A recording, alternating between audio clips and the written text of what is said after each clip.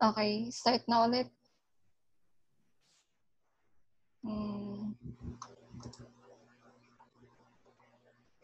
Saan tayo nagtigil? Ayun. Ito.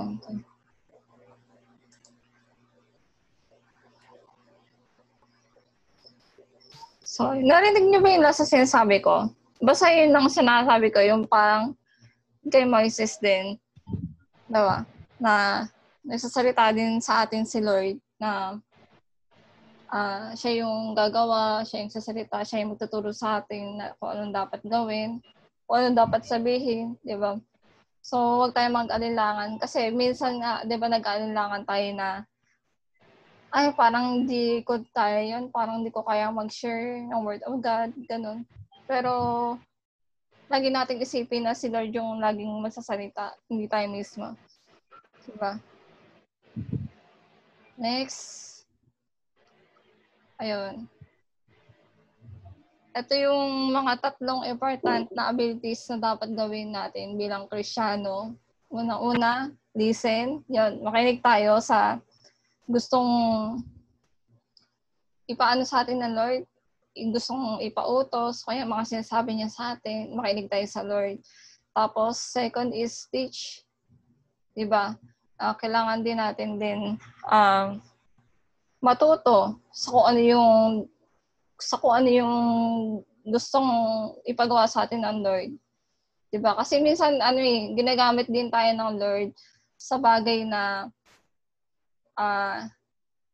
na kailangan din nating pang-enhance. Kunyari sa katulad ng pag-share ng word of God, 'di ba? Every time na nag-read tayo ng Bible, 'di ba? Nagbabasa tayo kasi nag-aaral tayo ng salita ng Lord kasi tayong gagamitin ng Lord sa pag-share ng word.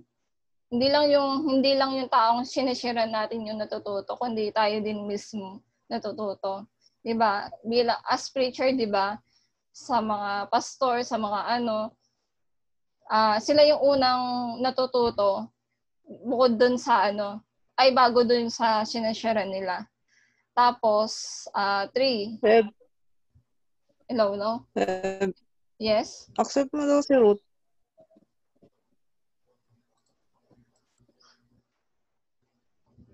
Ayan. Okay na. Hindi ko kasi nakikita yung naka-share. Kasi ako. Yan. Tapos sa 3, yun, speak, di ba? Alam ba yung kailangan nating i-speak, yung salita ng Lord, di ba? So, kailangan, pag sinabi ng Lord na i-share mo yung gantong verse sa taong to, or kung ano man, word of encouragement, di ba? Minsan, kahit hindi verse yung ginagamit, basta word of encouragement, nakakapagbigay din ng kalakasan yun sa ibang tao eh. Di ba? Yung speak, di ba, yung mga sinasabi natin sa ibang tao, kailangan din, maging, kailangan din natin pag-aralan yun kung ano yung sasabihin natin sa kanila. And madalas kasi yung ini-speak natin, hindi na nanggagaling sa Word of God, di ba? Parang mostly nanggagaling na rin sa sarili nating pangunawa, ganun. Pero hindi na pala yung galing sa Diyos. So, yan yung 3 important abilities natin kailangan nating gawin as Christian sa paano mag-follow sa mga gustong pagawa sa atin ng Lord. Next. Pindutin ko na nga lang to.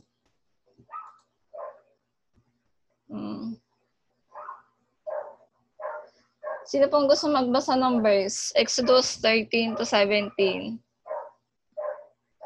Wait lang. Paano ba kayo? Hindi ko makita yung pagkakasunod-sunod nyo dito eh.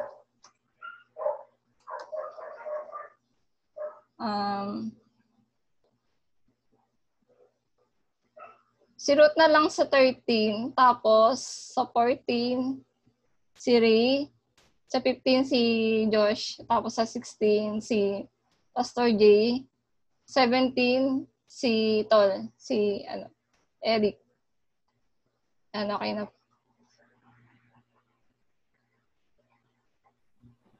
Exodus 13. But Moses said, "Pardon your servant. Lord, please send someone else." Next. 14. Then the Lord's anger burned against Moses, and he said, "What about your brother Aaron the Levite? I know he can speak well. He is already on his way to meet you, and he will be glad to see you." 15. You shall speak to him and put words in his mouth. I will help both of you speak and will teach you what to do. He will speak to the people for you, and it will be as if he were your mouth and as if you were God to him. And take in your hands the staff with which you shall do the signs. Yan, di ba? Dito sa mga verse na binasa natin, tignan mo dito, sinabi, parang dito sa mga verse na to, parang ang dami nang sinabi ni Lord sa kanya na si Lord yung kikilos, si Lord yung gagawa, pero maraming beses pa rin na nag-reason out si Lord. Yung parang surprisingly na nag-reason out pa rin si Lord kahit na power of Jesus Christ na siya. Kumbaga yung totoong kumbaga yung faith niya talagang strongly na sa Lord, di ba? Pero maraming surprisingly na nag-reason out pa rin siya sa Lord, di ba? So tayo din as a Christians, maraming bagay na nire-reason out tayo kay Lord na hindi naman dapat natin gawin. Kasi minsan hindi naman binibigay sa atin ng Lord yung ganong bagay kung alam niyang hindi natin kayang gawin yun, kung alam niyang hindi tayo capable sa ganong bagay na gawin yun. Tapos, yung parang sinasabi din dito yung parang ganito ka din ba, yung minsan sinasabi mo kay Lord na hindi mo kaya or may mga kakulangan ka, takot ka, o kaya baka hindi ka paniwalaan, pero the truth is, even God already already promises to help in your leadership journey is unwilling ka pa din, di ba? So, yun lang din. Habang binabasa ko lang din dito sa Exodus, sobrang tamaan din ako. Sabi ko, Lord, marami din ako naging excuses sa kanya. Marami din akong, Lord, marami siyang binibigay na opportunity sa akin, pero inaano ko yun, Lord, na parang di ako babagay dyan sa ganyan, di ba? Di ba? O minsan, nagsasend si Lord ng tao sa atin na, kunyari, for example, yung mga leader natin sa church, di ba?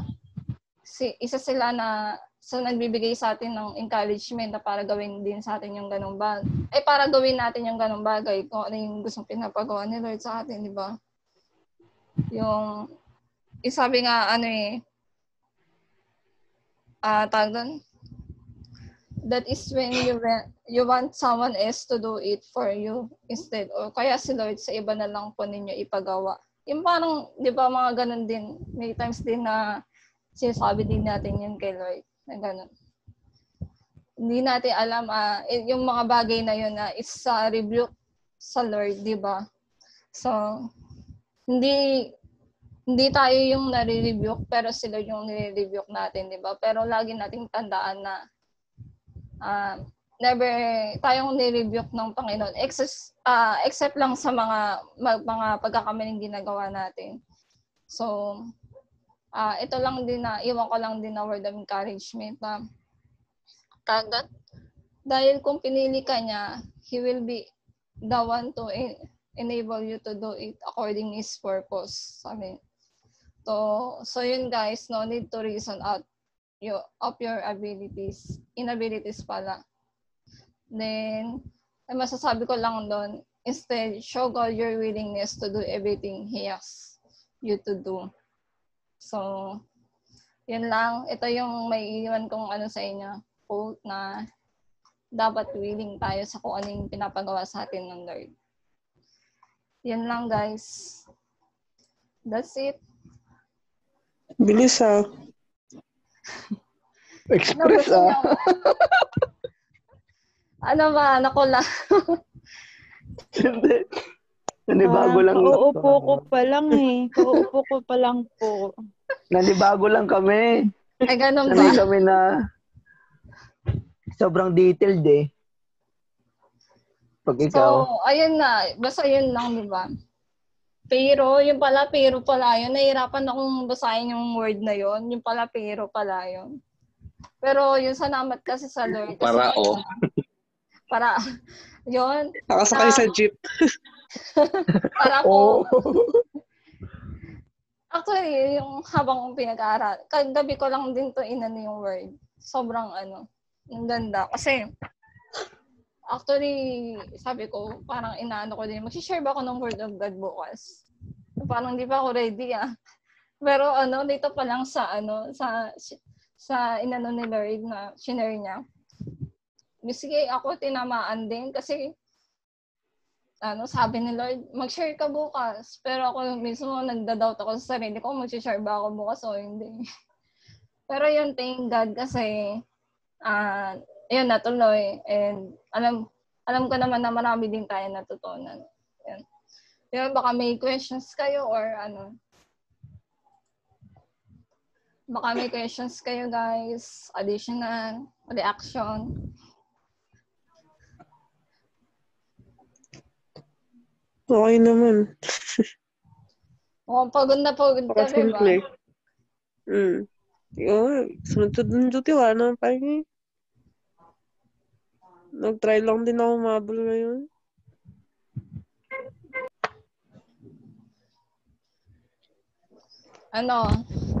Tol, may nahihanda ka bang i-quiz natin? Siguro.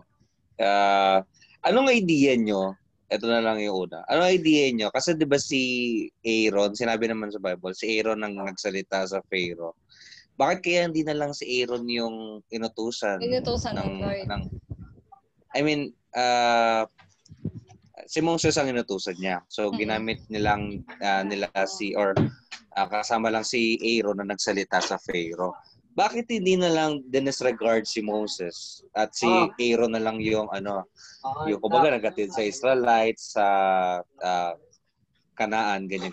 Bakit andun pa rin si Moses? Ano kaya sa tingin niyo? Bakit hindi siya dinisregard or bakit hindi na lang si Aaron? Si Aaron nga ang magaling magsalita si Moses hindi. Anong idea niyo doon? Magtatawag ka na ba ng estudyante mo, sir? Wait lang, kunin ko lang yung index card.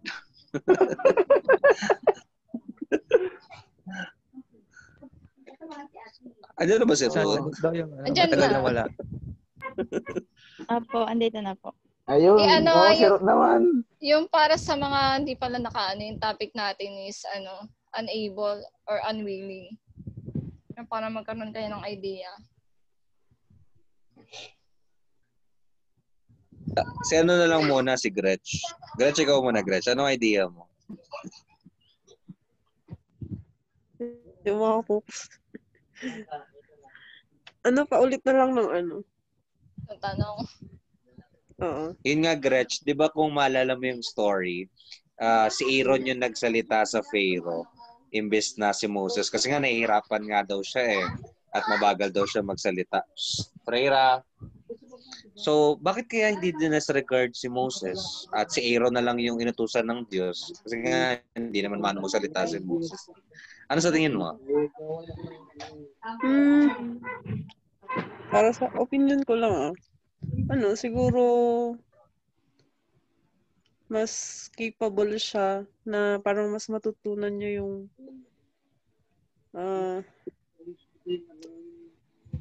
makaisip na maayos.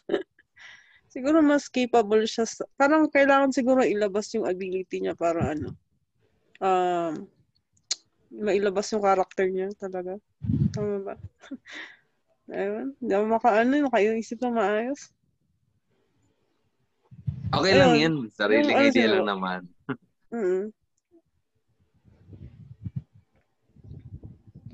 Ayun ba? Siguro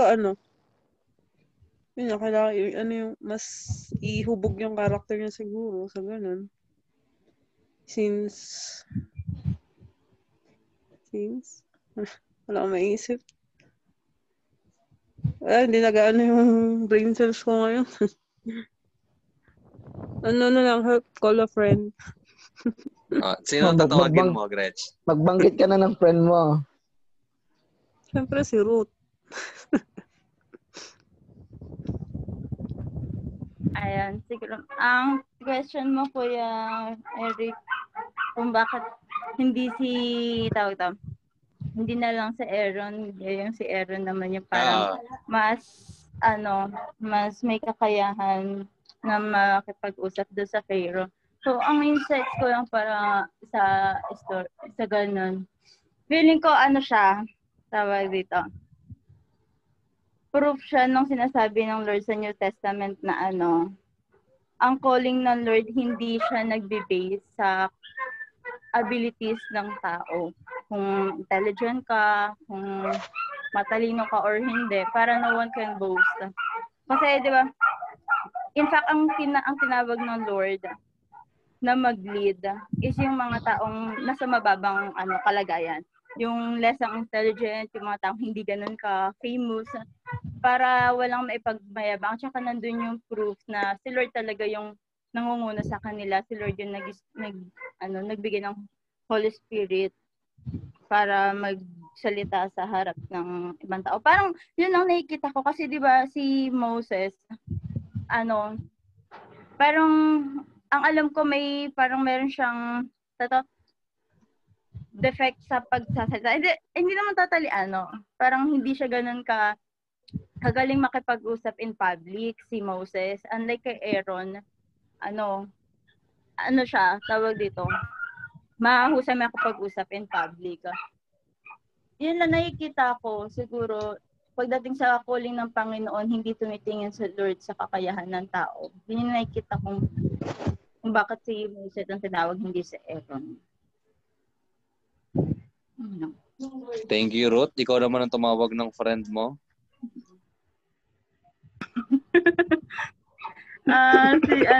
Sino ba? Yung favorite ko, Ray, go.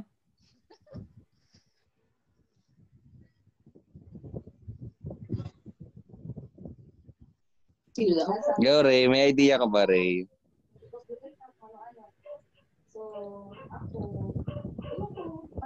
Meron yan. Hello po. Ano po yung question? Ray. Ayun nga, yung story kasi, kung familiar ka or nabasa mo na yun sa Old Testament, sa Exodus, si Aaron kasi ang nagsalita kay Pharaoh para samahan ng mga Israel papunta ng Promised Land. So, ang tanong ko, bakit kaya hindi na lang si Aaron yung inutusan ng Lord para sa mga Israelites? Dinisregard niya na si Moses kasi nga mabagal siya magsalita, di siya marunong magsalita, ganyan. So bakit kaya bakit hindi na lang si Aaron? Bakit si Moses pa rin? Parang ganun bagay. Ano sa tingin mo? Sorry po. Di ko po kasi narinig masyado kasi nagka-quiz po ako. Pero, ayun po. Sa tingin ko po, maybe the Lord saw yung heart ni Moses na kasi if the Lord, kung ang tinitingnan lang ng Panginoon ay yung kakayahan ni Moses, yes, he is not qualified, but maybe his heart is, yung heart niya yung nakapag-catch sa paningin ng Panginoon kung bakit siya yung pinili niya. And, kumbaga parang, sidekick na lang si Aaron, ganun, kasi parang spokesperson, ganun po, di ba? Pero, yun po yung naiisip ko na siguro mas okay po yung puso ni Moses. Though maybe si Aaron meron siyang ability, meron siyang quality na na magaling siyang mag-speak or basta meron siyang capability na na wala si Moses. Pero maybe si Moses ay meron ding puso na wala si Aaron. Kaya ayun po. Just like Diba, napaka-common po nowadays na madaming magaling kumanta, sumayaw, magtugtog ng instruments. But why are they not in the ministry then? Mm. Yes. Hindi sila tumutugtog, hindi sila nakanta or nasayaw, ganun po. Maybe because hindi nakikita ng Panginoon yung puso nila. Kaya hindi Minsan hinahayaan ng ginagawa. Lord na mapabilang sila, ganun. Parang, kumbaga, some people are just doing it in vain, ganun. Pero kung may puso ka talaga, the Lord will choose you, and kahit anong kawalan na meron ka, basta kahit anong pagkukulang na meron ka, ang Panginoon pa rin ang magbibigay ng magsasabi na qualified ka sa isang bagay. Amen. So, ayun lang po. Tsaka yan tawag doon. Kasi 'di ba weakness kasi din ni Moises yung nag-speak din sa mga tao, 'di ba? Hindi siya ganun magsalita. Gaya kasi binasa ko din yun sa Exodus And kasi ang gusto rin kasi ng mangyari ng Lord, your doon your weakness is into come to strength, 'di ba?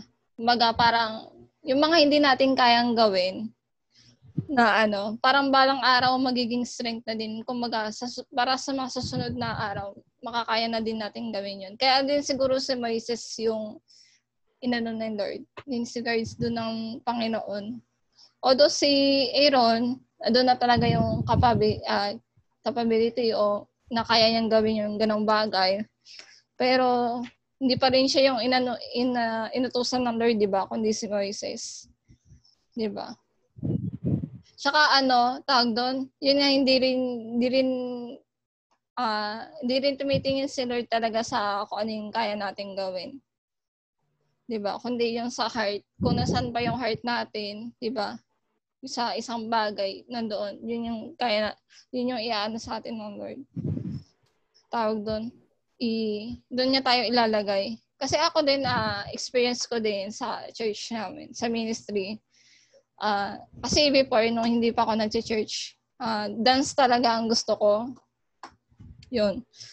Tapos, nung nandun ako sa church, sumasali ako ng tambourine, pero hindi ko makuha yung, alam mo yun, magaling ako sumayaw, pero hindi ko makuha yung mga dance step nila. Sabi ko, Lord, bakit? Sabi ko, parang, alam mo yun, parang kaliwayin pa ako lagi pag pinag-aaralin yung dance step ng tambourine. Sabi ko, Lord, parang, ito yung gusto ko. Sabi ko, Lord, ito yung gusto kong gawin. Pero nangyari, nilagay ako ni Lord sa music ministry. Although hindi ako marunong kumanta, kahit wala akong alam Mag-concert ka nga, di ba? Ngayon siya. Sana all. Before, yung parang hindi ako confident sa sarili ko na gawin yung ganung bagay. Na mag-join ako sa music ministry. And yun, kaya parang kinatagalan na hindi ko na alam na kaya ko na, nakakanta na ako sa Lord, na try ko na din mag-song lead. Tapos, nagpiplay ako ng drums. Alam mo yun, kung saan talaga yung gusto ng Lord, doon ka talaga niya ilalagay. Kasi sa akin yung dance, yun yung gusto ko, pero hindi pala yun yung gusto ng Lord. So, doon ka talaga nilalagay ni Lord sa bagay na hindi mo inaasahan. Yan. Parang sa pag-ibig. Pag maling tao yung iniibig mo. Nako, nasingit pa niya. Di ba?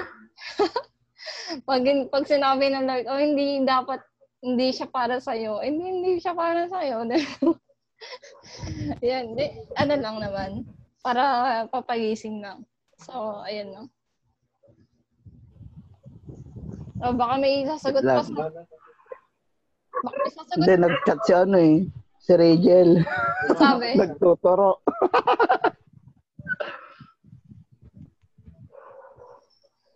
Rachel, ako ba?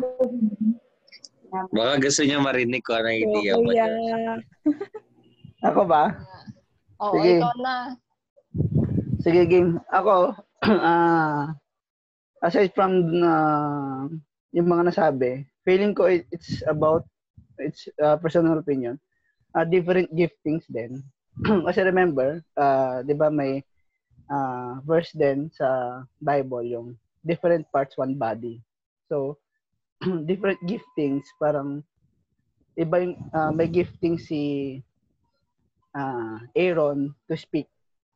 Yung kay Moses naman, may gifting siya of leadership. So parang sa iba-ibang giftings, pero it all acts as one. It all acts as lahat just to fulfill the will of the Lord, to fulfill the purpose of God.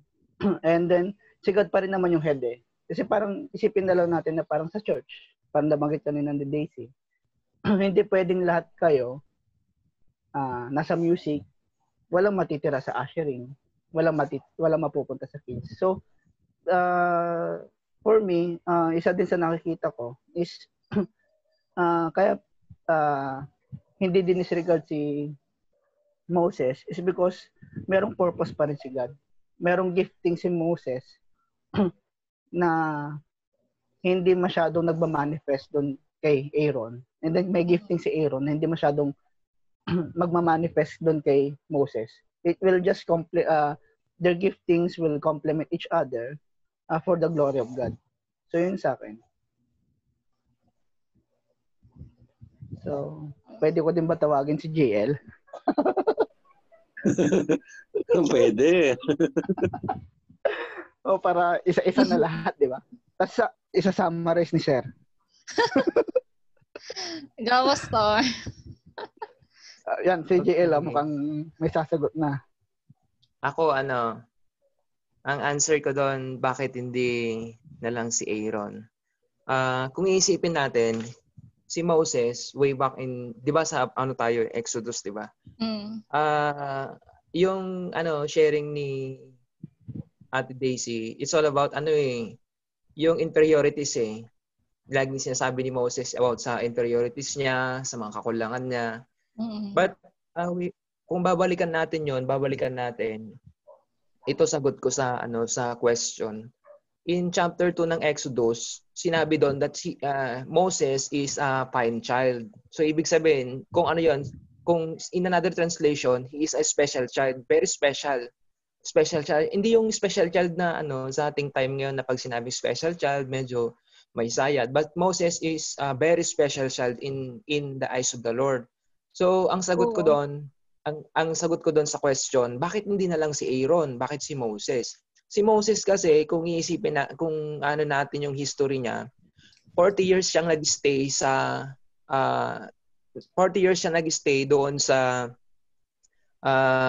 kingdom ni Pharaoh kasi 'di ba inampun siya. So ibig sabihin, marami siyang wisdom, marami siyang knowledge about Egypt.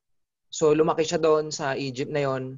Madami siyang pagkakaalam doon. Pero pagkatapos noon, napunta siya doon sa Midian. Another 40 years, God made him forgot para ginawa ng Lord na makalimutan ni Moses lahat ng mga knowledge niya, lahat ng mga natutunan niya doon sa Egypt within 40 years. So pagpaplasin mo 40 years sa Egypt, which is nandun siya sa kingdom ng Pharaoh. So ibig sabihin knowledgeable sa doon. But how come na sinabi niya na hindi siya familiar? Yun nga yung naranasan ni Moses no nandun na siya sa another training for him doon sa Midian. God made him forget yung knowledge niya sa Egypt. That's why sinabi niya na hindi siya hindi siya magaling about sa nag-alibay siya na baka pwede si Aaron na. And ang opinion ko doon, bakit hindi na lang si Aaron, it's a matter of personal encounter with the Lord. Kasi 'di ba, ito ay conversation nila ng Lord doon sa burning bush eh. He encountered the Lord there. Na-encounter niya doon ang Lord. So I don't know, hindi ko naman sinasabi, I don't mean that Aaron doesn't encounter the Lord, but Moses kasi from the beginning he was special, and from the beginning he was chosen. Kung papansinin niyo 'yon, pinapatay ni Pharaoh lahat ng mga bata eh. Pero si Moses lang natira. So ibig sabihin, from the beginning, even sa kapanganakan pa lang ni Moses, God prepared him para gamitin to save yung Israelites from the hands of Pharaoh, para gamitin siya ng Lord. Through him, magkaroon ng salvation yung mga Israelites. So, my answer is Moses is chosen one. That's why hindi siya dinisregard ng Lord kahit si Aaron ang mayroong capable na magsalita. So, yun yung sagot ko. Tama. Amen. Naalala ko dun sa mga shinare ni Pastor J, naalala ko lang din yung sarili ko dun kay Moises. Kasi, naalala ko yung unang sinalang ako dun sa church na ako daw yung magpiplay ng drums. I remember yung sinabi ng pastor namin. Sabi ko kasi, "Wala po, pastor, bakit ako agad?" Sabi ko, "Hindi ko pa kaya," sabi ko. Parang, that time, kinakabahan ako kasi first time ko, sabi ko, hindi ko po kaya kasi, first time ko pa lang po, pastor.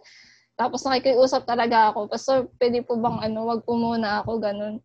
Tapos ang sinagot lang ang sinabi sa akin ng pastor, nakikitaan ka ng marami at nakikitaan din kita na meron kang potential na agad dyan sa praise and worship na tumugtog. Tapos ako talaga, pilit ako na sinasabi ko, "Wala, pastor, hindi ko po kaya talaga." Grabe. Tapos napaisip ako nung sinabi sa akin ng pastor na sabi ni pastor sa akin, "Anak, always remember na you are worthy but you are chosen." Sabi ko, nga, no? Sabi ko, yun, parang doon ako nagkaroon ng idea, na-encourage din ako that time na, yun, mag-play ako ng drums sa Lord with yun, nanggaling sa puso, na dahil lang hindi sa gusto ni pastor, sa inutos ni pastor, kundi dahil yung sinasabi ng Lord, yun na rin yung nararamdaman ko. Tapos, yun, nung sinasabi sa akin ni pastor, yun lagi, ulit yung you are not worthy but you are chosen. Yun, lagi lang, na yung si Moises din, chosen din siya. Kaya siya din yung nilagay din ng Lord, siya yung inutusan. That's why hindi rin siya dinisregard ni Lord sa ganong bagay na, although meron namang isang tao na medyo mas may alam na yun nga sa Aaron, pero si Moises pa rin yung inutusan niya.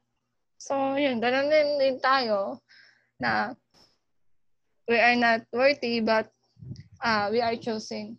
Yun. Yun lang. Okay ba to? Yung mga sagot namin? Oo naman. Okay naman. Actually, napakaraming thoughts ka. Pero ako, I will go sa answer ni Ruth. Sa dumedepende pa rin sa Diyos. Kasi kung mapapansin niyo, binasa natin kanina sa verse 11. Sabi niya doon, "Then the Lord said to him who was made man's mouth, who makes him mute or deaf, or seeing or blind, it is not I, the Lord." So kung makikita natin, hindi lang, kumbaga, nung nagsalita ang Panginoon ng ganong bagay, sinasabi niya din na pati yung mga qualities na meron tayo or yung mga kung saan tayo magaling, skills tayo, siya din ang nagbibigay. At yun nga, nasabi ni Ruth na ang Diyos pa rin ang pumipili, hindi siya depende sa skills natin or kung sino tayo, kundi ang Diyos ang gumagawa ng paraan or siya yung naglalagay ng tao. Kung sino magli-lead, sabi nga ni Josh, pwedeng si Aaron magaling magsalita pero hindi siya sa leadership, at si Moses ang nasa leadership. So kaya si Moses ang nilagay doon. So yun, kaya naniniwala ako na ang Panginoon nung time na iyon, hindi niya dinisregard na si Moses. Ginamit niya lang si Aaron para magsalita kay Pharaoh. At si Moses pa rin yung pinili niya para mag-lead sa Israel. Hindi niya basta-basta disregard dahil ang Diyos ang pumipili. Hindi depende sa kakayahan ng tao. Yan lang. Kaya nga 'di ba, even yung mga pipe, yung mga bingi, di ba? Ginagamit din yun ng Lord, di ba? Pero, nakakakailos sila kasi si Lord yung gumagawa sa kanila ng way. Di ba? Si Lord yung kumikilos. So, paano pa kaya tayo mga, kompleto? Di ba? Kaya, kaya natin yan kung ano yung gusto ipagawa sa atin ng Lord. Go lang. Okay na ba, guys? So, baka may question kayo o kung wala na, closing prayer na tayo.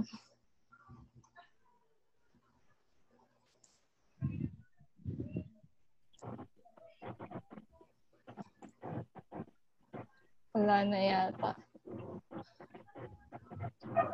Si Josh. Josh.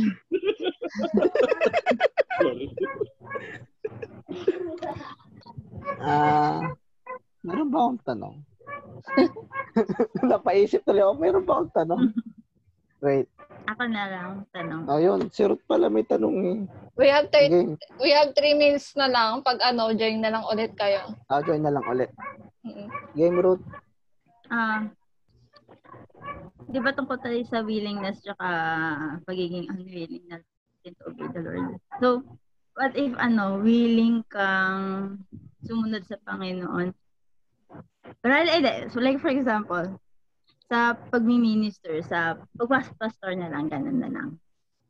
Willing ka na magpastor, is it enough para katawagin ka ng Lord na magpastor nga? Willing naman yung heart mo to obey. Pero, is that enough para sa calling? Kasi marami mga pastors na hindi naman pinangarap na mag-preach, maging pastor, pero tinawag sila ng Lord sa ganun. What if willing ka naman sumunod? Ayun lang. Tol, ikaw daw. Nag-iisip ako kung paano ko i-construct yung question ni Ruth. Pero clear naman. Clear ba yung tanong? Oo, clear naman. Siguro kasi nga ang question, 'di ba? Bakit hindi sila nagiging pastor willing naman? Parang ganoon ba? Parang sapat na ba yung Ayun, parang ganoon. Sapat na ba yung willingness mo para maging ka? So, sa akin, hindi siguro. Kasi nga, tulad nung sinabi ko kanina, ang Diyos ang pumipili eh. So, kung ang willingness ay magiging enough para maging pastor ka, so ibig sabihin, lahat ng tao na willing maging pastor, ay magiging pastor dahil kagustuhan nila. So, yung ganung bagay. So, yung parang logic na parang wala nang pagpili ang Diyos dahil willing ka naman eh. So, magiging pastor ka or mga ganung bagay. So, enough naman yung willingness mo eh. So, magiging pastor ka. Mawawala na yung pagpili ng Diyos sa'yo. Parang ganun. Kasi nag-decide na yung willingness mo mag-isa para maging pastor. So, yun lang sa tingin ko. So, kung enough siya, rin ko hindi dahil dumidepende pa rin yun sa Diyos. Kasi meron ngang napakagaling magsalita, napakagaling mag-explain ng word of God. Magaling siya mag-expound ng mga lalo na sa mga translation ng ganito ganyan. Pero hindi siya nagiging pastor kasi hindi siya siguro pinili ng Diyos para sa ganung task. Siguro pinili siya sa ibang bagay, ganung bagay. So, kaya kung papansin nyo, meron din mga tao na ayaw naman ng magpastor tutusin. Parang wala naman sa line niya, ganyan. Pero nagiging pastor sila or nagiging